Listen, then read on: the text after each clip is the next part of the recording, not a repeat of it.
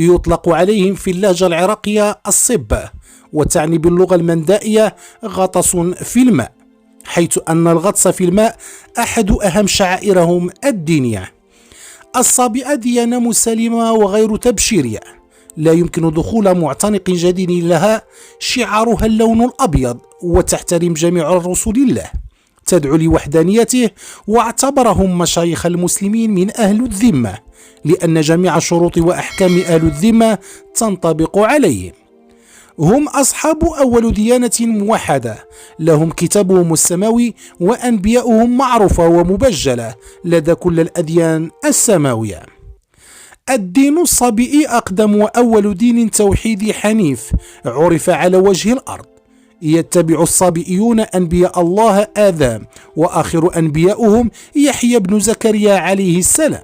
كانوا في البداية منتشرين في بلاد الرافدين وفلسطين، ولا يزال بعض أتباع هذا الدين موجودين بالعراق، منحهم الرئيس العراقي صدام حسين وسام الطائفة الذهبية. يقدر عدد الصابئة في جميع أنحاء العالم ب50,000، كان معظمهم في العراق، ولكن بعد الغزو الأمريكي عام 2003 تم تهجيرهم قسرا إلى المدن الإيرانية المتاخمة للحدود العراقية.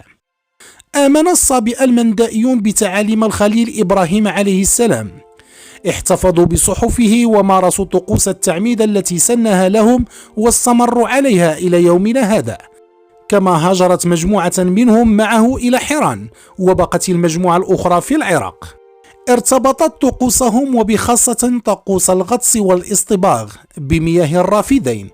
اعتبروا نهري هديجة والفرات أنهارا مقدسة تطهر الأرواح والأجساد، فاصطبغوا فيها كي تنال نفوسهم النقاء والبهاء الذي يغمر عالم النور الذي يسعون له.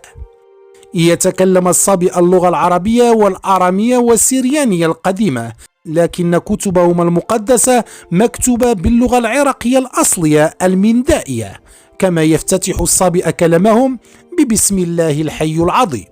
غرائب: بسم الحي العظيم، مبارك وممجد نوره السني.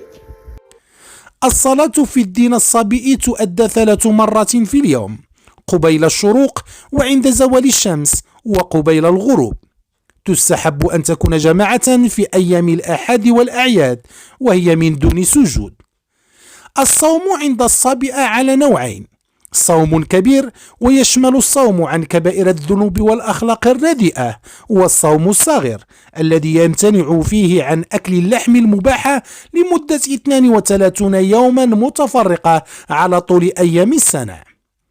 لكونهم لم يخوضوا أي حروب طيلة تعايشهم مع الأديان الأخرى التي تلتهم بالتوحيد، فالإمامان مالك وأبو حنيفة جوز مأكلهم ومشربهم والزواج من نسائهم، أي عاملوهم معاملة اليهود والنصارى.